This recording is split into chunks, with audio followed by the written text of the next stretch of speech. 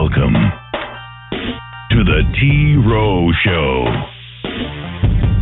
Transmitting truth, 1 week at a time. I missed that intro. That was a long time ago. Welcome to the 205th broadcast of the T-ROH Show. It's your host, Keith.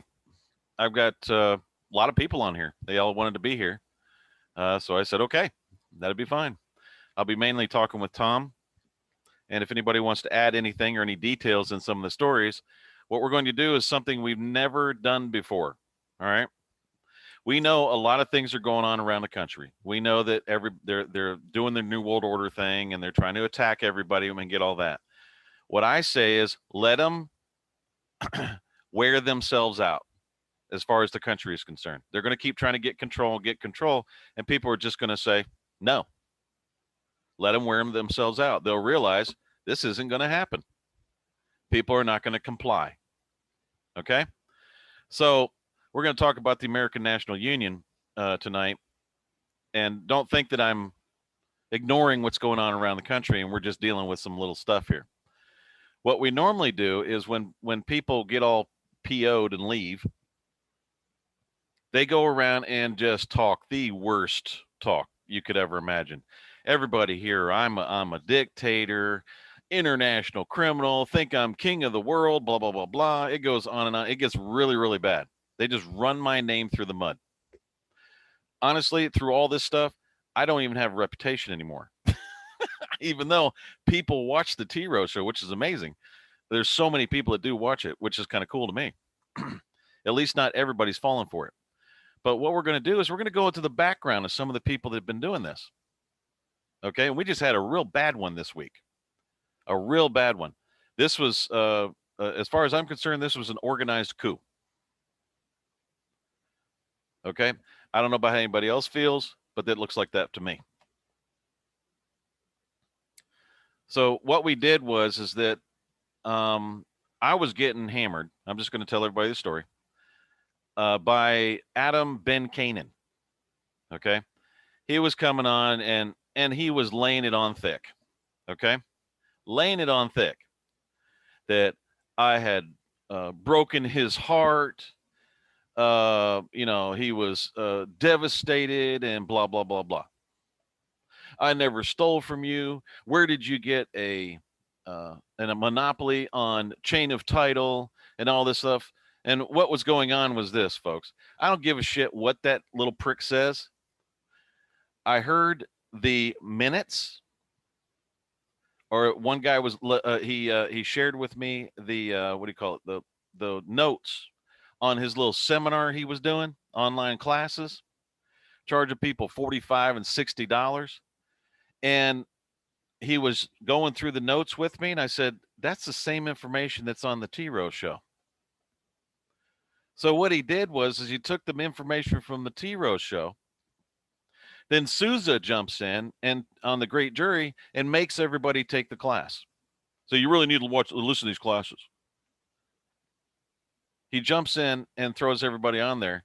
And it's information that was free.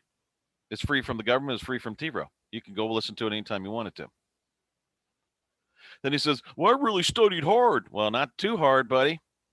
Because, folks, the man's a freaking stoner. The guy gets stoned constantly. He's always high. Didn't you witness something like that, Tom? Yeah, I think I witnessed a little something. Let's see.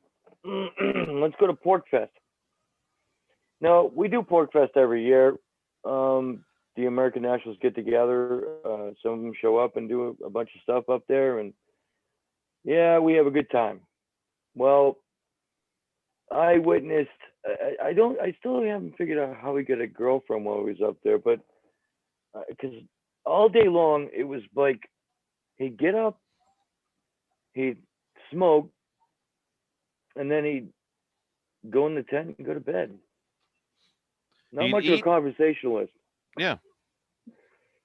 And you paid for him to go. Yeah. And handed him $50 too. So he had enough money for weed. Even though you paid him to go. Oh, well, actually, I'm not sure about that because other people had weed too and they were sharing it with him. So, he pretty much rode for free the whole way, if you think about it. Okay. He used to live with Chris. I don't want to use his last name. He used to live with Chris. Yeah. Stole Chris's laptop, right? Yeah. Lived in his house for free. Mm-hmm. Ate his food. Yeah. All that stuff. Smoked his weed. Yeah. Or whatever weed they had, whatever weed he was buying. Mm-hmm. I don't know if Chris was doing it, but we know he was. That's number one. Then he went to another Chris. Tried to do a tile job. Chris told me the measurements of the room. Tile job's about, folks, with tile and grout, about $1,500. Says it took him what, 2 months? Yeah, I don't even think he completed the job though. Well, he's got to lay tile between getting high, right? No, that's true. Yes, it's very tough when you're So- you're stoned all day. Yeah, Yeah. so it really imposes on those stoner times. And then he wanted what, $3,000. Then later on, he comes in and says, "Oh, that was a $10,000 to $12,000 job." When Chris had bought everything for him, even the trowel and all that stuff. He was just trying to get the guy to do something. Never paid rent. Well, Chris actually mixed the grout too. Yeah, for him, folks. Yeah. Okay. This was that was the second house, and there was a third house. Was there a fourth one? Well, there were the three Chris's. Okay. Well, there was another one where he was living with his sister and brother. They were behind on the rent. He didn't. He was starting to complain that he was going to be homeless, and not even try to pay the rent. Not even try to help his sister out.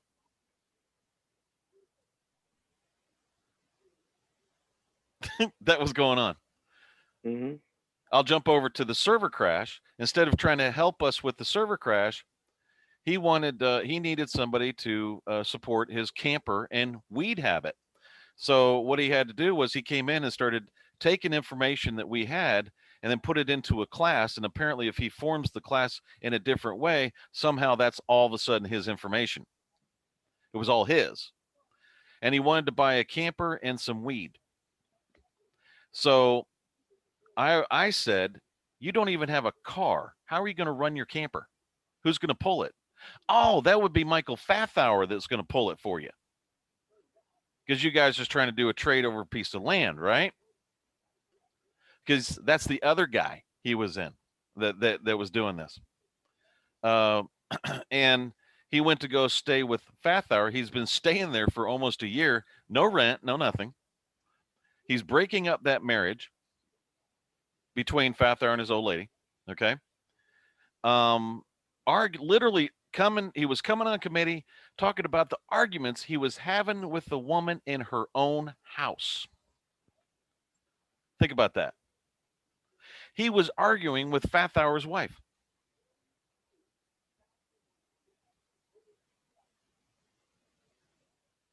Think about that, folks. A guest comes to your house, you're helping him out with a room, and she's saying, "Look, dude, you've been here way too long.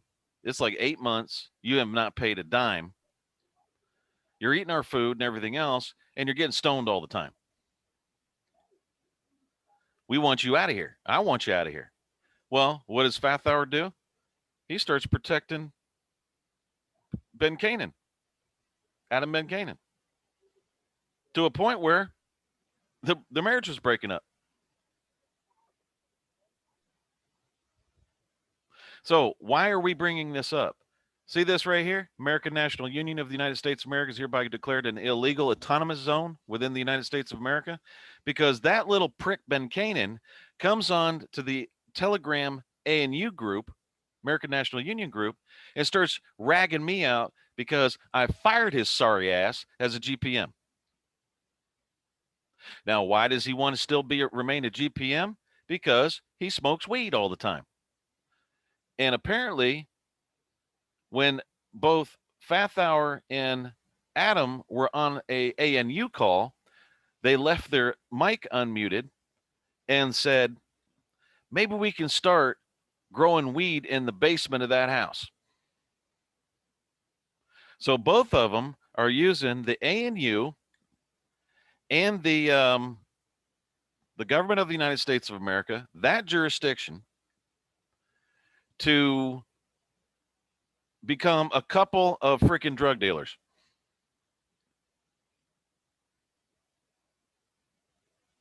That's what was going on.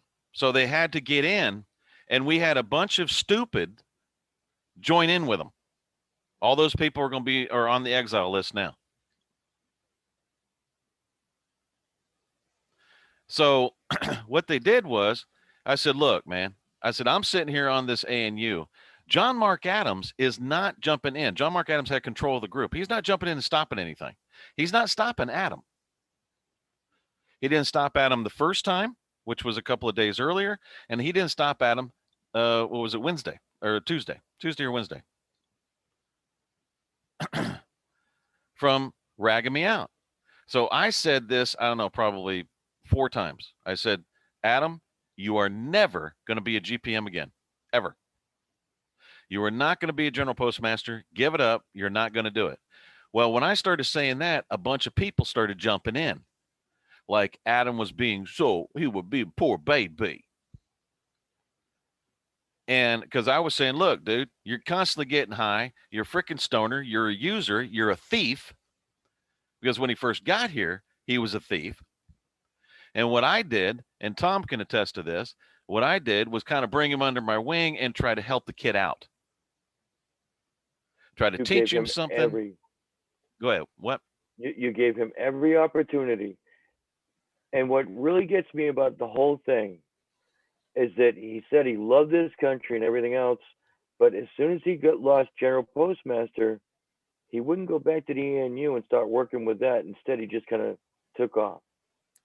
He took off for 2 months. Yep. Then came back and started talking all this weird crap. You broke my heart. You know, come on, man. Really? You don't even remember that from yesterday. You were high all day. So he starts this crap. And so I said, look, I'm not going to sit here and just get abused.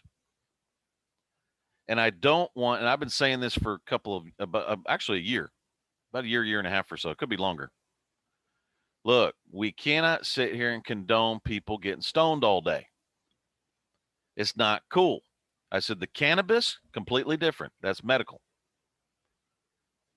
If you're using it because you have some kind of disability or you have a lot of physical pain and you don't want to get hooked on freaking pain pills, whatever, doesn't bother me. But if you're using it just because you want to, you're just fine. Hey, man, what's up? You're getting ready to kill somebody. Because people that get stoned and not drunk tend to like to drive. Because they think, oh, well, I'm not impaired. They don't realize they are impaired. And they'll kill somebody. That's usually what happens because your reaction time is way slower than it normally would be. That's proven. It's been tested over and over again. So I said, look, I work hard on my business that I have. It's actually 3 of them. I work very hard on those. I don't want my business associated with a union that every time I bring up, look, man, these stoners have got to go. We got to get them out of here. We got to clean it up. Get them out of here. I said, because they're over there. They're putting open pictures of themselves with freaking weed all around them. They're doing all kinds of crap. And I'm not a free of the weed guy. I'm not that kind of guy. I like things on the up and up. If they're doing cannabis, completely different. That's medical. Has nothing to do with anything. But every time you talk to them and you say, look, y'all have got to get off the freaking weed here, they come back with, oh, it's cannabis. It's this, it's that. So they hide what they're doing. So they're trying to use the union and the states of the union and the government of the United States of America, us as their legal team, to protect them so they can get stoned all day. It's just like the autonomous zone in Washington. Okay. So what they did was they thought that I left the ANU because I said, look, I'm going to get off of here. I don't want nothing to do with it. I don't want to support this with my private businesses or anything like that. I'm going to go start another union. So when they did that, guess what happens? All the people that have been trying to steal and get in and all have some kind of vindictive bullshit, okay, that's going against us, they all jump in. Why are the GPMs here? Why are they on this forum? They left us. They don't support us anymore. They misinterpreted me taking my private business out of there with the GPM and the government leaving the ANU. They just pulled the trigger. They just didn't realize what they were doing. So I said, it says, been taken over by a bunch of drug addicts and communists that really hate following rules. I'm going to talk about each and every one of these people that did this. In other words, it has been taken over by a bunch of people that are a lot like those that have been creating autonomous zones around the country, except for the bars in New York City, wherein we thought was a brilliant move. The bars in New York City said, fine, you want to play these games with us? We're going to create an autonomous zone and kick the cops out, which is hilarious. We will try to clean up, but for now, it is the best to stay away from the lawless bunch. Okay? So Michael Fathauer and Adam spearheaded this thing. John Mark Adams went along with it. Okay? Let me get the names. Valerie Siccaro was trying to get everybody knocked off. Justine was the mother of all of them, and she is the one that loves the weed the most. You can't get that woman off weed. She's addicted, okay? It's unbelievable. Sousa starts cheering on John Mark Adams, yelling at Tom, because Tom was committing the crimes of saying acronyms. Folks, shit is ship high in transit. That's all it is. It's an acronym. It literally means bat guano. It's what they used to do. But what is it? False Christians call it cursing. The FU language is found under carnal knowledge. They're all acronyms. Bastard is somebody who's born out of wedlock. Ass is nothing more than a donkey. Asshole is a donkey's butt. These are all basic words. But the Christians like to judge people, okay? The false ones do. The real ones don't, but the false ones do, okay? So you have, so John Mark Adams jumps in and then just kicks all the GPMs off the call. So we knew there was a coup going on. They were trying to take over the ANU. All these people. Now, I ask you a question, all right? If it is so horrible, if I am so horrible to be around, if I'm this big dictator, right, and all this other stuff, why is it that people are so upset when they get fired from the GPM? They never get over it. Valerie is still pissed off. So she comes up with a lie that she quit. Valerie Siccaro did. By the way, I don't even know if that's her name. She used a couple of different names. She was a general postmaster. She used to be a clerk for the court. She tried to manipulate the court guys, the judges, to stop me from firing her. And why was I doing it? Oh, I don't know. That she was double dipping on a freaking month in January and wouldn't let it go. What do I mean by that? Her boyfriend got in a motorcycle wreck. They were running around the country, and they're running around the country in a motorhome. So she goes in and she's taking care of him. So she starts vouching that. In other words, she starts trying to get paid for it, and then is trying to get paid for as a GPM at the same time, which is double dipping. I said, it's either one or the other. I even talked to her about it, and I said, look, you can't do one or the other. Well, why not? Why can't I do it? And she just went off for like 40 minutes, wouldn't shut her mouth. She was just going to keep barraging me. I just went off on her. She kept barraging me, trying to get me to do that. She won't go away. That woman does not shut her stupid mouth. Okay? Then, dig this, folks. She orders some paper Continental dollars. So the order goes to the printer, And what does dipshit do in the middle of that? I'm talking about Valerie. She changes the address. So it goes to another address, the first address. Well, she's not there anymore. So it kind of gets lost in the mail. Nobody knows where it is. So we paid the guy that just died, okay, David Smith, to go investigate this for 3 weeks. He did the investigation as to where it was and all that happened. And come to find out, he figured out after 3 weeks of doing this, which cost $17,000 to do this, way over the money that she was getting, that it was her fault. And we all knew that in the first place. He said it was her fault. She barrages him. I mean, just berates him, tears his ass up, that there was no way, and blah, blah, blah. And we can tell, okay, Valerie, mama and daddy didn't raise you right, didn't whoop your ass enough. Basically what was going on. So we all just ignored it. We even sent her more cash. And then she was all happy. You know, that kind of crap. She's 14 or 15 years old. Then she does a background check on the treasurer. She gets the wrong guy and says, oh, did you know your treasurer has 2 felonies? He doesn't have 2 felonies. We know that. She got his name wrong. And what him or she and her boyfriend were trying to do, and we've had this happen before, is trying to go after the treasurer, try to grab some crap off of him so that, and then she was like, well, I think what they were both doing was trying to take over the treasury, and it didn't work. So in order to hide that, she's got to lie her way back out of it again. That's why Valerie was never quit. She was fired and gone.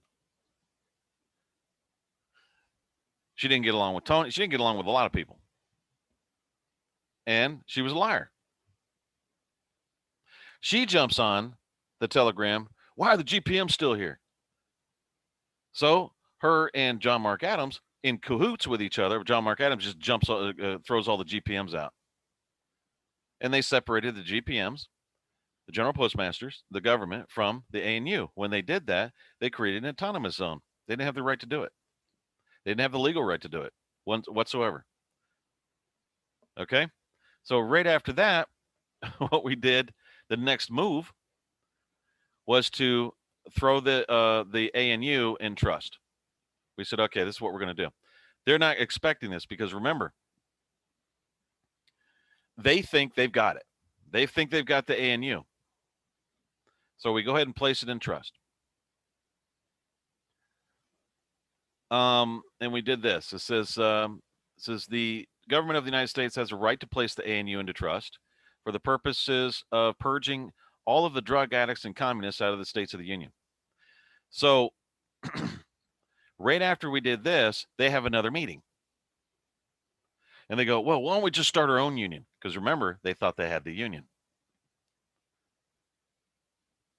And what they were going to do, the whole plan is to start this whole drug freaking cartel thing. That's everybody sell weed. So we get everybody high. We're going to be great. Okay? Now, all seals and logos are owned by the government of the United States of America, more specifically the North American National Party. The ANU has a debt against it and has not been paid. The purge should only take a couple of days. Okay? So the world knows there are drug addicts that are using the ANU and its jurisdiction against cops trying to help them get clean. See, when cops are busting you for being high, they're trying to help you get clean. You shouldn't be out there doing that crap. The addicts make up stories to attempt to use the power of the ANU against the cops, and as a result, the cops are being slammed with charges that are simply not true. We found one from Justine. It was simply not true. She has said over and over again that they got her, they drugged her up, and they broke her neck. And she swears, on the Bible that Jesus showed up and said, this is what they do to my children when I'm gone. Folks, she was never in triage. She was never in the hospital. If they broke her neck, don't you think that she would have some kind of neck brace and be in the hospital for about 6 to 8 weeks? Maybe more? Never happened. There was no operation. There was no medical report, no hospital report, nothing. But she She's so high all the time, she didn't realize that people are going to ask that question. Where's the medical report? Where's the medical records that they broke your neck? So she's going around telling everybody that they abused her and broke her neck and drugged her up. It's been going on for years since she's been here. She's been trying to get the agricultural union going, and she can't because nobody wants to work with her. She came on a call one time, and for 20 minutes, she rambled on and changed the subject, and I counted it every 3 to 4 seconds and did this for 20 minutes straight. And then it just kept going like that for 20. I just started laughing. Everybody else just started laughing on the call. And she didn't even realize we were all laughing at her. And you tell her about it. Oh, I don't remember that. That never happened. Okay. That never happened. She's an addict. Get tired of them. All right. Says that is what we call abuse, folks, and addicts will come and try to justify it with statements like, well, they did this and they're and that, and so they deserve the abuse. So what they do is they take this, what I'm showing about police to try to help to clean up the situation, they associate it with their case and start using that as a bullet in their case against a cop when it really is taking it out of context. I'm actually trying to clean the place up. So I'm showing where all the problems are. They're not trying to clean the place up. They're trying to stay out so they can still get high. That's what the deal is. They don't give a crap about their country. They don't give a crap about anybody.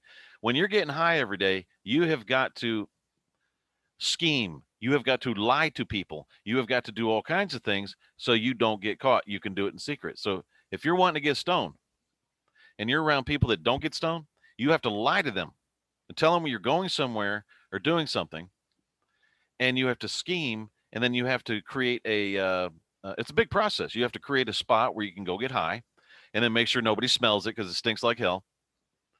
And then once you're high, you've got to, put the Visine in to make sure nobody knows that you're high. So you got to do a lot of lying. There's a lot of lying in the process. So if you can do all that, then I got a problem, This behavior is creating division, and when that division occurs, the addicts like to attack office holders. That's exactly what they're doing.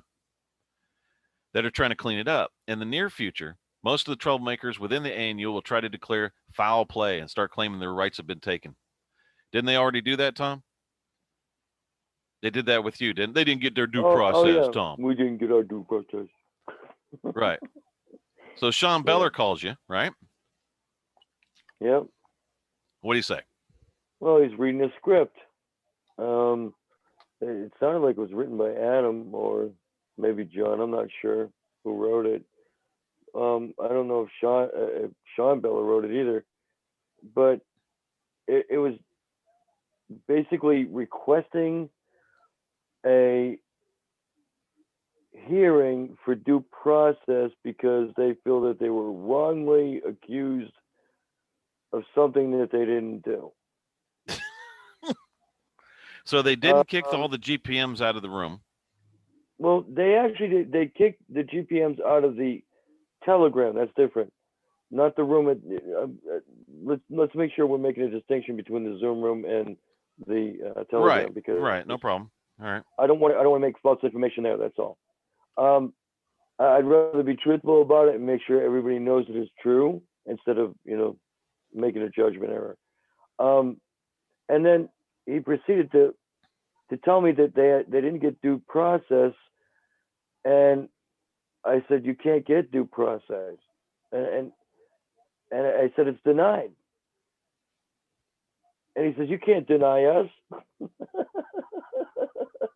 Okay, now let me stop you there. Just one second. Yeah, go ahead.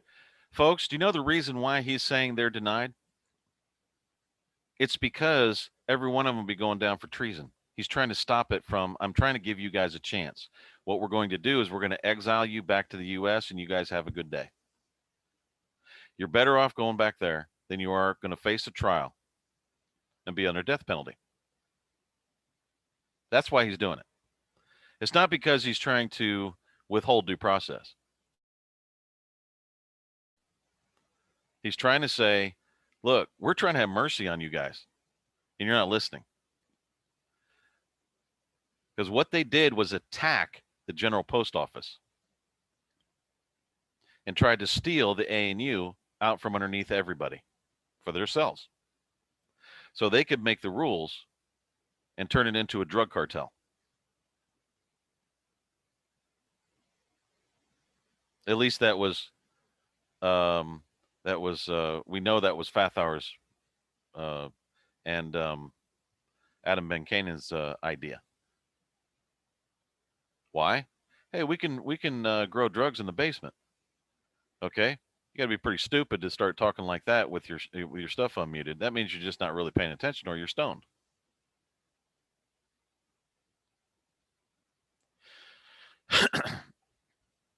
So we say, all right, we're getting sick and tired of you. But basically, all the people, all right, Sean Beller had been.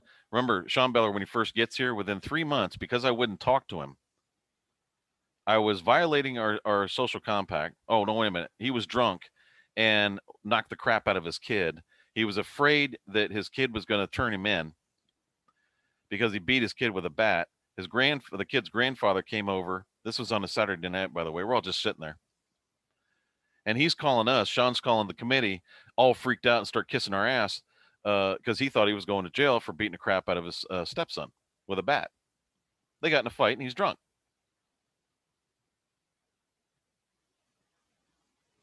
So I started telling the story. All of a sudden, it was all false the next week.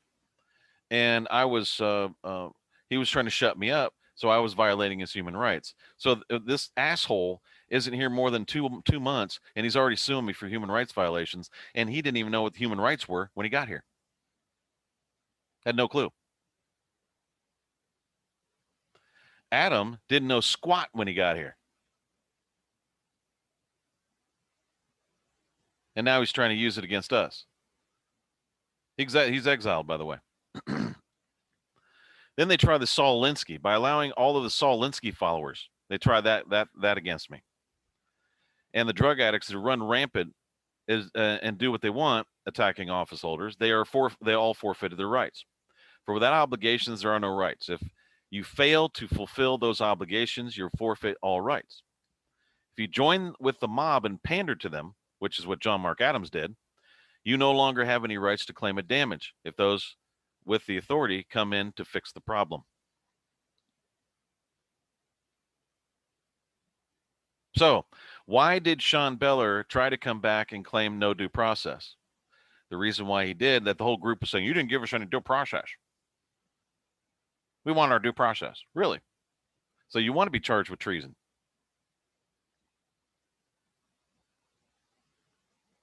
The reason why is because this whole coup failed. Because why? Because a freaking stoner came up with it, which is Adam Ben Canaan. And he was pushing and pushing and pushing me. Nobody was jumping in to try to help me out. And he was lying about me and all this other kind of crap.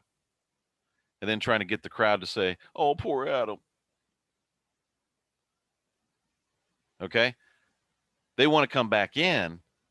Oh, okay, we'll go to due process. They lie their ass off in the courtroom, which they will. And then try to come back into the ANU and then try to do it again. That's the reason. Us putting it in trust blew their mind. They had no idea we would do that. No idea.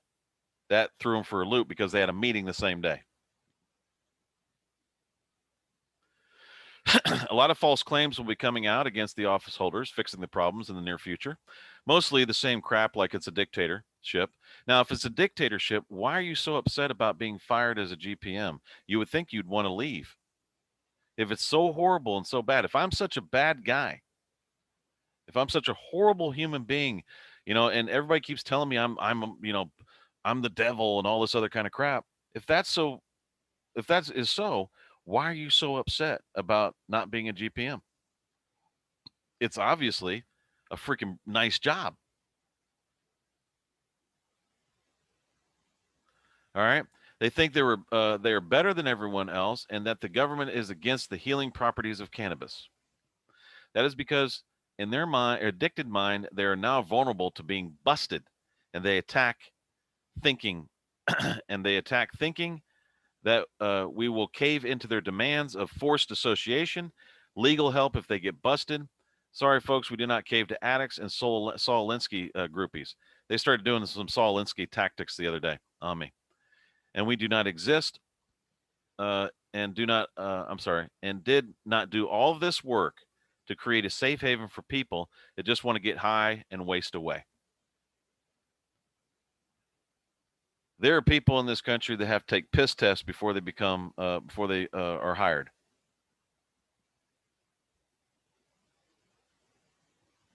For some reason, they seem to think that the ANU and this government of the United States of America, because we don't have any drug laws, we just basically said that, we were trying to do the Amsterdam thing. A lot less people will use them if you don't have any restrictions on them, which obviously isn't true. It doesn't work that way.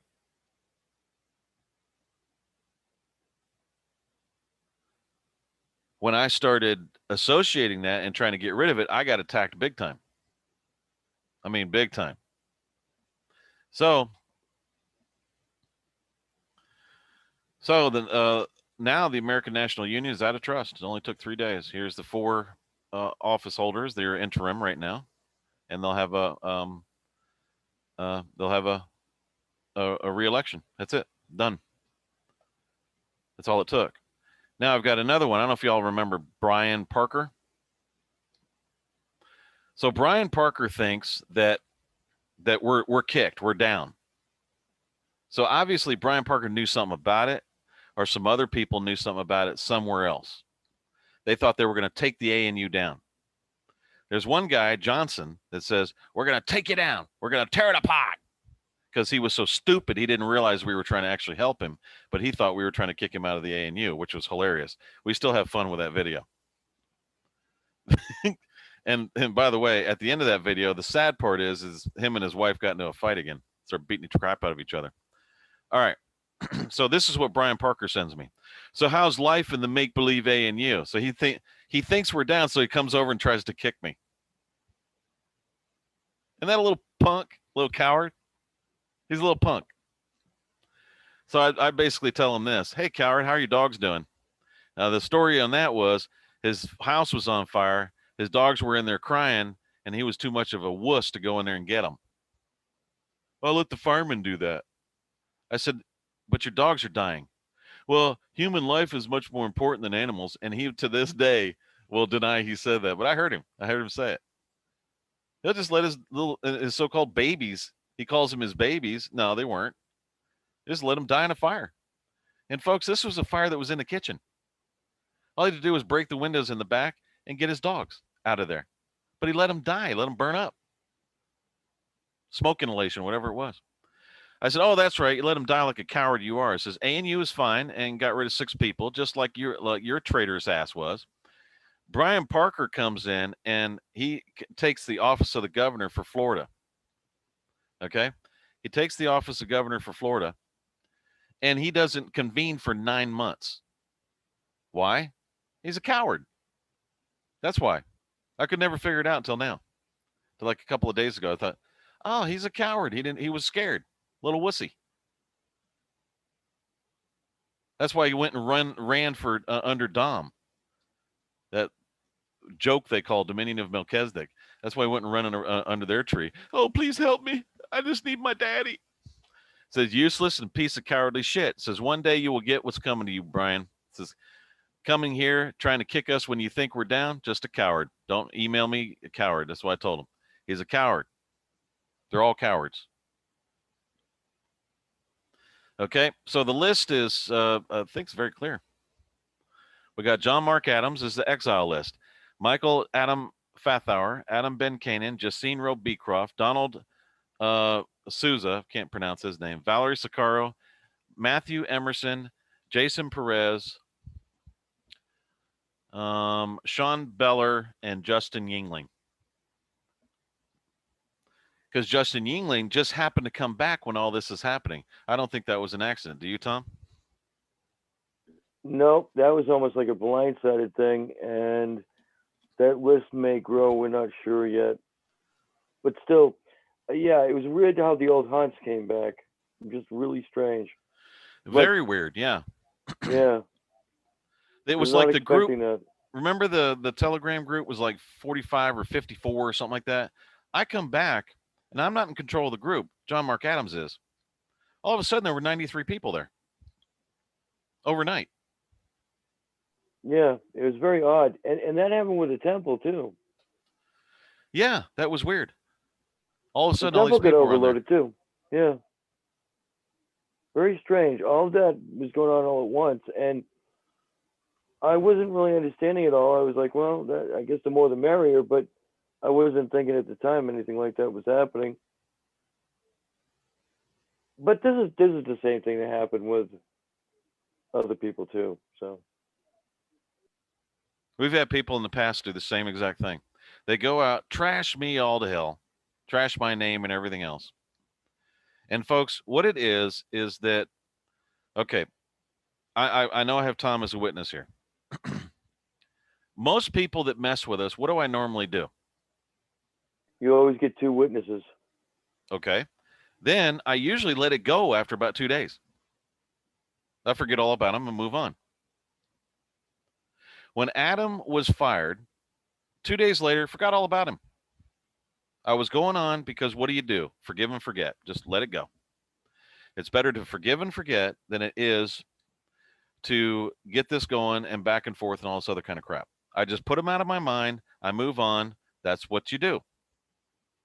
You stop talking about them and you move on. I've had people that will sit there and berate me and attack me for over 6 months to a year. And you know what they always do? You're unforgiving. You're this, you're that. I'm always the one that's the devil and unforgiving and hateful when I defend myself when they attack me. And trust me. Then they call you king, dictator, Lord, prince, dictator. Yeah, all that. All that crap. When you know what, Brian Parker, I forgot about you 2 days later. The only time that you came up was when you came up again. You were the one that was causing all that crap. You were the one that was doing every bit of it, attacking and everything else. Why? Because you're a coward. You wanted to hide it. You didn't want anybody to know that you were a coward. You didn't want anybody to know that you let your dogs die in a freaking house. We knew all that. You were afraid we were going to come out with it. And guess what? We did. And then everybody judged Tom when he did that. Oh, Tom, you're so horrible. That was hilarious. You made people leave by swearing. Yeah. You general postmasters all swear. Yeah. Yeah, well, nobody invited him on the call, did they? Well, it wasn't just that, but, you know, any normal human being, instead of laying into me like that, would have said, can you please calm down with the swearing? And I would have complied. I'm a reasonable guy. Everybody knows that. Okay, well, on Zoom, he could have just privately messaged you. Oh, that could have happened too, but I didn't get that common courtesy. I'm sorry, I didn't get due process, should I say. Right. Where was the due process when somebody arbitrarily kicked all the general postmasters off the ANU telegram? When was that? Where was that due process? Apparently, they all had a trial, and 5 hours later, they were kicked out. Where did they get notice? I don't remember any notice. It was just kind of weird. It was like, but you know, the worst part about it is that I complimented them before that happened. Howard tried to tell them ahead of time. Yeah, Howard, if you want to come on, because Howard's here. Howard, please speak up, Howard. He might be away from the mic. Or asleep. Howard. Or asleep. Yeah, he might be asleep because he does fall asleep during these times. Okay. Bummer. Yeah. Okay, well, he was on the call. You were there anyways, so go ahead and say what he was saying. Yeah. All right. So Howard was trying to convince them and tell them that, you know, this isn't the right way to go. And basically, I guess they told him, I'm not sure who was talking to him because I came in a little bit later. But they said, you just sit back and watch. We'll handle all of this. And basically tell him to sit in the corner. And Howard was like, "Oh, okay. If you guys think you got it under control and you know what you're doing, I'm good with that. Go ahead." The way they were talking, it sounded like they had it under control. So he let them do what they were going to do. And then they got done with me. And then the next thing that happens is Adam comes on and starts to pour me thing. And a bunch of witnesses for him come out and say, "He's never stolen from me. He's never done anything to me. He's a wonderful, caring guy." I mean, Okay, folks, you know why I'm laughing? I'm going to tell you why I'm laughing is because he's the kind of guy that comes up. He's a millennial. Okay, he was raised socialist and fascist. So if he needs it, it's his. I'm not kidding. And if you deny that, private property doesn't exist with him. If you deny that, he manipulates the biblical laws to where, oh, you're withholding from your brother. If your brother is destitute, oh, you mean you've been getting high all this time, paying big money for drugs? You're out of money.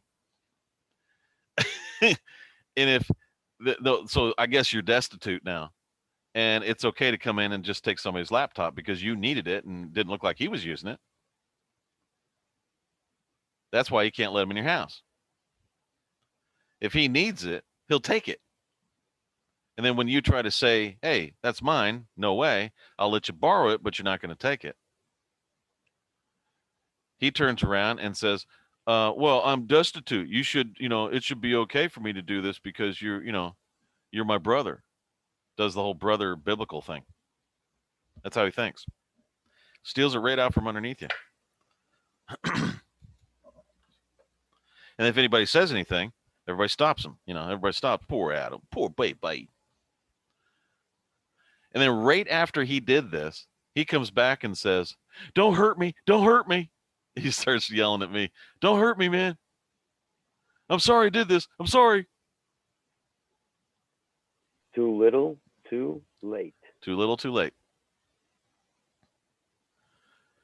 Folks, if Adam was a GPM and I caught him doing some stealing, wasn't trying to help put the websites together or back together, he didn't even offer to do that. Everything was about him and his camper that he didn't have a car to freaking tow anyway. And get food. He said he would get food. Well, you got munchies when you're getting stoned, right? The necessities, he calls it. Where was I going with this? I don't know. But I never wanted to bring any of this up before. I really didn't. Just to let you know. But it goes back to when you were going to put him in the embassy. And I objected. Remember? Yeah. And he said, "Well, why do you object?" And I went, "Where do I start?" You didn't want to encourage him to keep living free off of people. Free off of other people, yeah. And the deal with him is he's never once tried to clear any of that trail of disaster. He never tried to make a even when he was working, making money, and he was talking about bragging about how much money he was making, he never, ever, ever went back to any of those people to offer them money for helping him. For helping him, yeah. He stole the laptop. I'm telling you, he was in Chris's house and walked out with his laptop. I guess that the house was being foreclosed on, so I guess you can take what you want, right? Or he needed the laptop. So obviously, it's okay to take it if he needed it. And his parting gift to Christopher was what?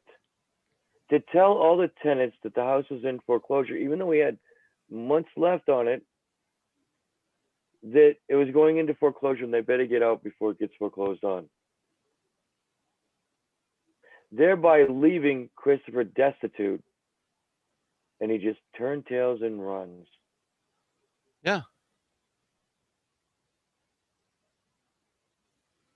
Did the same thing with his sister, and his brother-in-law was living with them.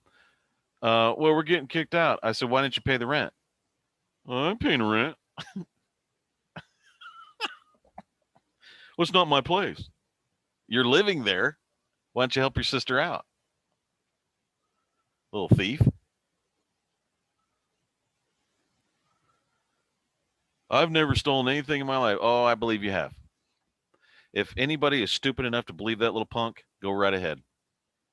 If you're stupid enough to do it, have at it. You get what you deserve. It's real simple. He will drag you down a heartbeat and not think twice. He doesn't give a crap about this guy's marriage. He's got him to a point where he's just allowing. Okay, you have your husband and wife in the house. A third guy comes in. All of a sudden, you take this guy's word over your own wife? Seriously? You're going to take this guy's word and take his side over your own wife? Come on, man. He's got his head so messed up, that's what he's doing.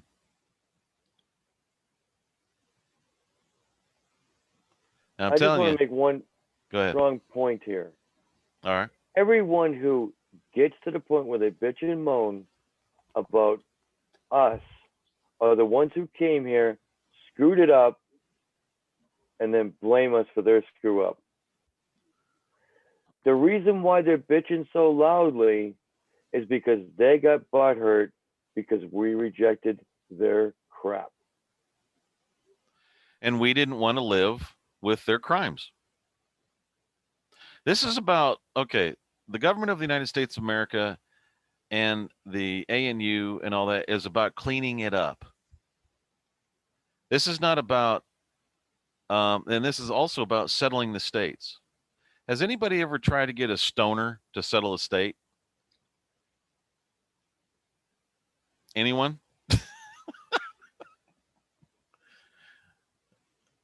They're trying to settle a state. That's what they're supposed to be doing, not planting their ass in the ANU and, hey, let's take this over so we can all sell drugs and get into the marijuana business. They're supposed to be settling their state. How can you do that if you're getting high all day? Eventually, that would just get him killed anyway because the gang members would come after him. Right. They're going to start their whole, if I'm telling you, if your plans are to grow pot in a freaking basement, you're going to be selling. I don't know where these guys are. Where are they? Pennsylvania or where? Do you know where they is? Yeah, it's Pennsylvania. Yeah. It's Pennsylvania. Okay. I don't think it's legal to grow pot there, especially in a basement. If it was, they wouldn't be growing it in a basement, right? Yeah. So you're going to set up your little drug cartel. So you're going to start selling weed on the streets, and you're going to need a turf. Well, these guys they're trying to play it off like, oh, we're going to be selling this for cannabis to help people out. Yeah, that's what you're going to do. Because, every drug addict always tells the truth, no matter what. They're truthful people. So you see, folks, the whole intent of the American National Union was to get people there. We're going to teach you how to start your businesses and all that kind of stuff.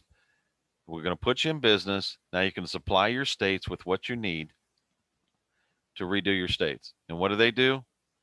They're all hugging weed, using us to get out of getting busted by cops that are actually trying to help them.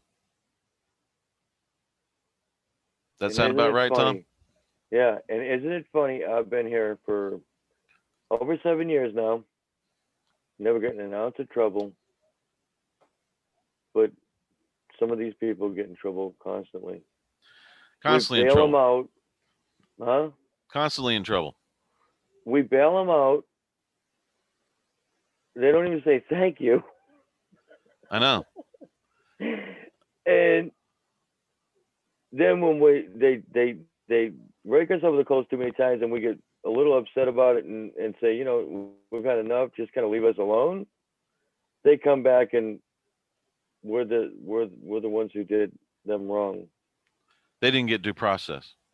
Yeah, that's it. I couldn't think of the word. Yeah, that's what it was. They didn't get due process. Yeah, that's what it was. You have John Mark Adams, right? Big time Christian, says his dad was a preacher and the whole deal. Goes all the way across the country to meet this woman, which we all knew was kind of messed up, you know, because she was a little crystal chick, you know, kind of a freaky chick. Tried to play it off like he was there because she was some kind of, you know, she was a good Christian woman. We all knew it wasn't. He tried to play. You don't go across the country, man, and think you're not going to get some. Okay, that's not how this works. For the life of me, told me he was 55 years old. I think Aaron's on here. He said the same thing. Told him he was 55 years old.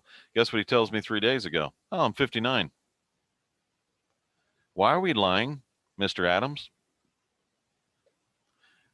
Why are we lying to us? And then all of a sudden, you turn on us real quick and go with this little mob real fast. That means you've been lying to me. And this is the same guy who had the John Adams show on the T-ROH show. Let the man start a show on the T-ROH show. His own show. Let him do that, turns around, stabs me in the back. Should have reported that to the members right away. Didn't report it, joined with them, and tried to take over. They've done this before. Gail and Stu did the same thing. They tried to hijack the ANU for themselves. Instead of going to their states, folks, that's where they're supposed to go. See, Gail and Stu was a governor here. They could have just, if they wanted their independence so bad, that's called the state of Maryland. They could have reestablished the state of Maryland. They didn't do that. They try to hijack the ANU.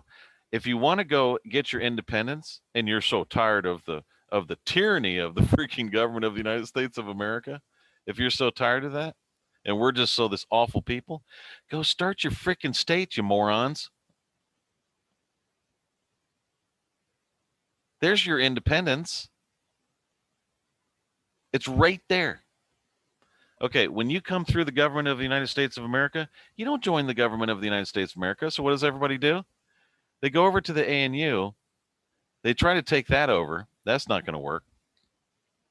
And they come through the government of the United States of America. They're not going to be a part of that because we're all general postmasters and all we're doing is delivering your person. It's called naturalization. And then you're supposed to go to your state and settle your state. That's where your independence is.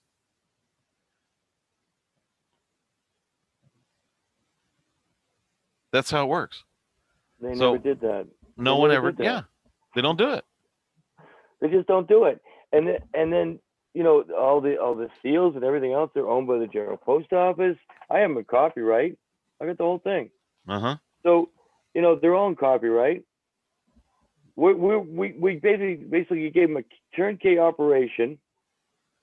They go in the door, think they can take over, kick us in the butt while we built the whole thing with hours and hours and hours, painfully, and then put our necks on the line to make it work,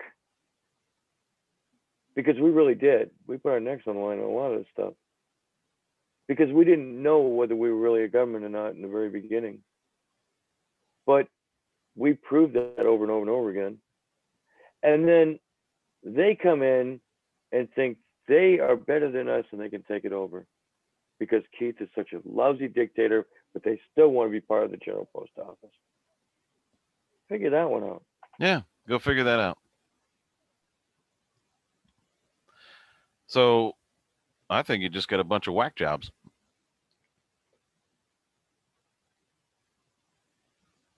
Or brain farts, I'm not sure. Yeah. I think the other day Valerie came back and said she quit. I quit because Keith was so horrible. Really? That's why you tried to stay on so hard? You tried to manipulate the judges into keeping you as a clerk? Because I was such an a-hole? and a dictator. Folks, what it really was, she didn't like being told what to do. She thought she'd come here, and then I think we were back in high school one time when he said her boyfriend came up to me. Her boyfriend, tried to come up and stick up for her and stuff like that. If we were on the streets, you probably wouldn't be doing that. That was hilarious. I was like, what do we do back in high school? You should have said, when you feel froggy, jump. I ain't worried about that guy. Why would I worry about something like that? Can I make a couple of comments? Sure, go ahead. Yeah. So, first of all, it doesn't sound just like people that are smoking weed, because, this is really more like the kind of psychology of people that are doing other drugs or have done other drugs and have, a habit. You know what I mean? Like addicts. This sounds more like addicts, and I've worked with people for decades. I'm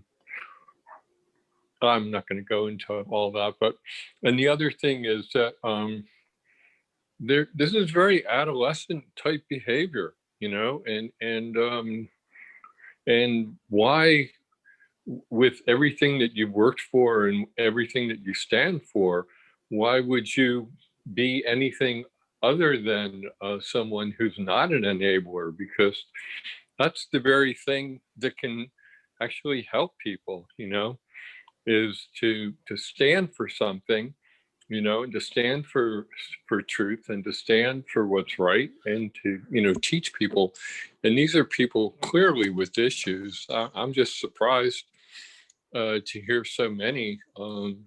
But this is not normal. This is not just like, oh, these are a bunch of assholes. No, these are people with some serious emotional problems that are, this is adolescent behavior, I was saying that when I was arguing on the ANU, I was trying to show them, because I was using Adam to bring this out. I said, look, the guy can't even keep a sentence going. Okay. And what I was trying to do was I was trying to make it to where the ANU could start a drug rehab program, counseling, stuff like that. If you have that, then you can say, oh, I could see you've got a problem here. You need to go to counseling. And the great counsel could come back and say, look, we're going to have to sentence you to 6 months of counseling here because you're not, you've got a problem. I was trying to change it to where everybody could get help. To work. Yeah, well, I understand. I've worked with all these types of people before, and I've been there myself, so I can relate to both sides of it. But they're basically, I mean, you were set up. Basically, you were set up, and these are like adolescents that want to be grown up. They want to be grown up or have what grown-ups have, but they don't want to do the work that it takes to have it. Can we put that in a like a, I don't know, a meme and enshrine that into Actually, that wouldn't be a bad idea. Because that was dead on. I'm just telling you, that was dead on. Exactly what's going on. Yeah. I'm actually good at doing that, or so I'm told. But no, but seriously, this is what it is, and it's not surprising, because this is not like a one-time occurrence. This is a repeated behavior, so with each of them, and that's what I've heard tonight. Yeah, like with Valerie. Three Chris's that got stolen from or taken advantage of, and it's like it reminds me of that one line there was one line in the movie. It's like, you can't fire me because I quit. And it's like, no, you were fired. Yeah, exactly. Right. You were fired. Oh, now that I'm fired, okay. So what are you gonna do? You're gonna get me to take you back, or you're going to take my company, which? Right? I mean, it's laughable. Right, right. That's what's going on. So we got all this stuff going on, right? We're getting attacked by globalists. Yeah, Everybody's exactly. rights are getting taken away, and you got these people trying to steal the ANU. That's the reason for this show. Yeah. This is And why the this is globalists are really, able to get what they want. and the last thing that I would say is that, in looking at it from a completely different perspective, this is the dark forces, that are interfering, because these people were already there. So this is like a purging that's going on, right? Because these people have to be removed. Either they self-remove or they have to be removed.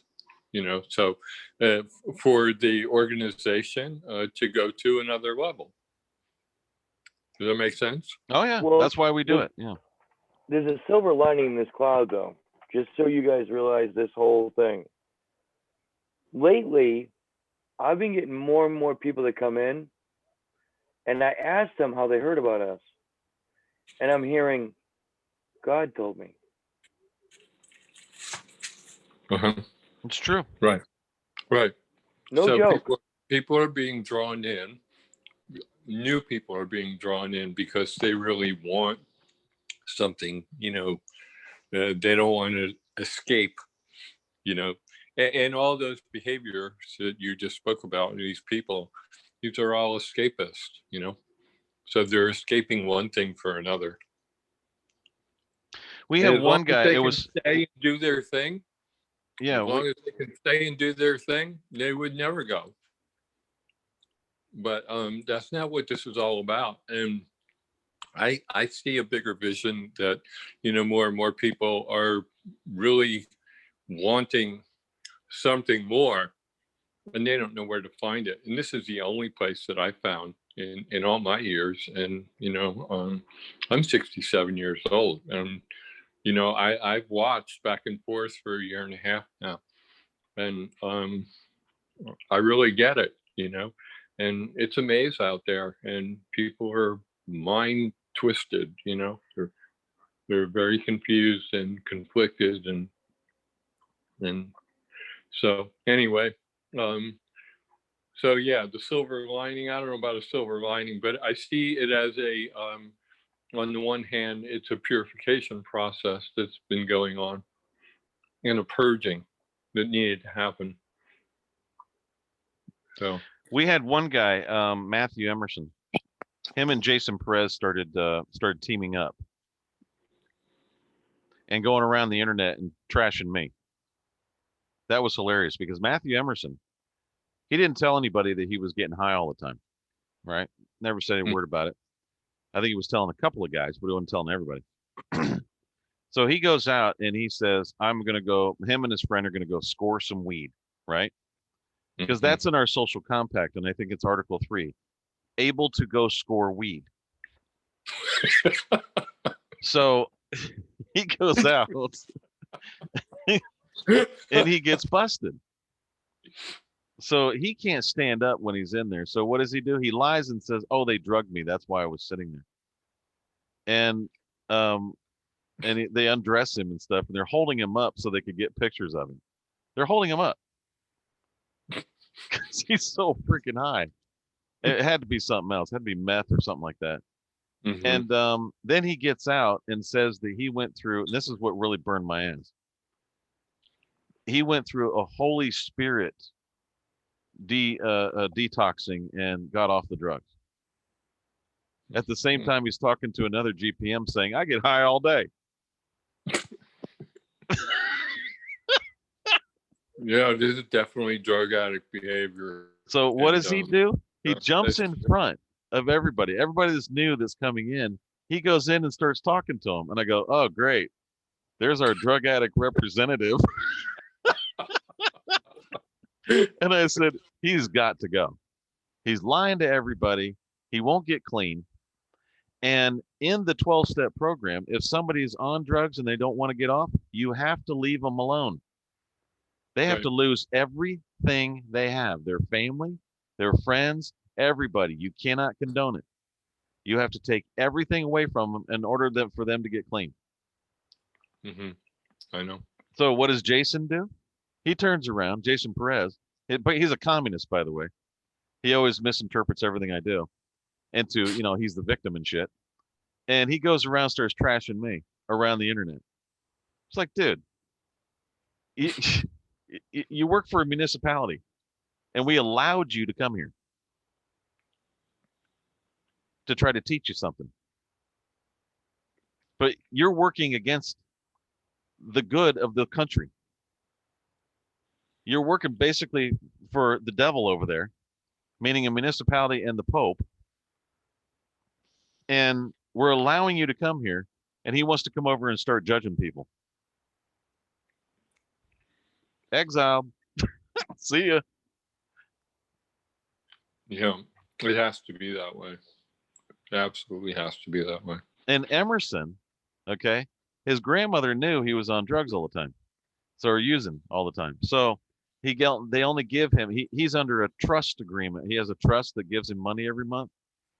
Mm. And he was whining, bitching, complaining because he wanted to get a large amount of acres and he wanted to do this and that and blah, blah, set up a town and all this other kind of crap. And the lawyers couldn't do anything. So he trashes the lawyers and the trustees and stuff. And it makes it appear as if they're trying to be, they're being evil and not letting him have his money, right? They're always the bad guys. And what it really comes down to is they know he was getting high all the time. So they only had a certain amount of money. So every time that he would ask for something like a car or something like that, they didn't want to get him a car. He's high all the time. Mm-hmm. And I understood now why they were being so intrusive in his life, because the guy's high all the time. And they knew that. How did they know that? 2 daughters that are in the system, and his wife is in jail for drugs. His ex-wife. Wow. And he doesn't even try to get his daughters back, ever. Mm. All he whines about is, I'm not getting enough money. We don't have time for all that. We do not have time. This is why I'm trying to tell people. We don't have time for that crap. We're trying to rebuild the businesses and everything else so people can stay in business, because you've got a COVID thing going on and globalists are attacking their economy. Here, just come over to this union and we'll get them off of you. We're helping, but we can't do that. I'm talking good business owners that work hard and do all this other stuff. Not worrying about this guy and his weed. So what does he do when we finally just take his ass, get out of here, go, bye, you're out of here? He texts our ambassador and says, well, what do I do if the cops start messing with me?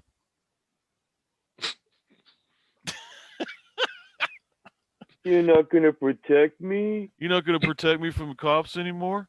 No. What we are going to do is, when you do get busted, we're going to call him and ask him, please keep you as long as you possibly can. Because what does his mother do? Bails him out.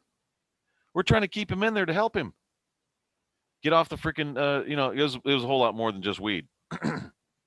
I've never seen anybody that freaking stoned in my life. It's a big picture of him in Texas. And trying to help the man get clean, and his mother goes and bails him out after about, 30, 40 days. Mm-hmm. We don't try to get him out. It's like, no, you're going to stay in there because you're going to get, you're going to get clean. So we couldn't do anything about it. We were done. But we don't see. All right, I just sat there and talked to everybody about that for 5 minutes. That's 5 minutes you'll never get back. Dealing with that idiot, when we could be talking about, hey, we got this industry going, that industry going, and we need people. We need jobs. We need people coming in and living a free life and these kinds of things. We don't have time for all of this drama. If your life is full of drama, stay away. We don't have time for it. We are trying to fix and help this country, not deal with your freaking problems. That's what counselors are for. That's what they do. Go to a psychiatrist, get some help. So I think we've run long, and I figured we would on this. But if everybody's starting to see what we're having to deal with, as far as people that we get, liars and druggies and all this other kind of crap, we seem to be getting what we're going to be doing in order to stop this, making laws against drugs. Okay, smoking weed and all this other kind of crap, only under specific things. You're going to have to prove it. You're going to go through the vetting process and all this other kind of crap. You're not going to come over here and just, hey man, what's going on? We're not doing that. That's a complete waste of everybody's time.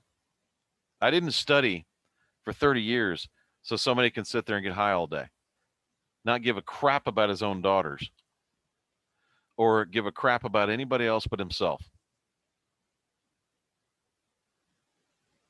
Because if it was in their hands, the ANU was in their hands for more than 5 to 10 days, it would be down the tubes. Because why? Nobody wants to work and nobody wants to do anything. You'll just try to use it. So you can, oh, I can always call them and they'll help me out and they'll get me out. No, we won't. We have full cooperation with the cops over here. On anybody that wants to come here, think they can just get stoned all day and all that kind of crap, no problem. We'll bust you bigger than shit. We're not your buddy. We're not your friend.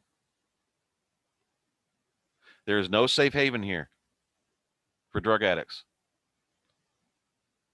Cannabis, no problem. If anybody says that we're against cannabis, they're a lying piece of crap.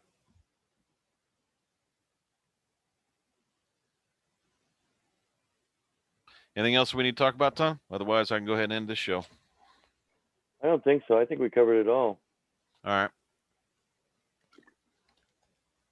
Thanks for listening to the 205th broadcast of the T-ROH Show. Thank you for your comments, Aaron and Tom. And we'll go ahead and see you next week.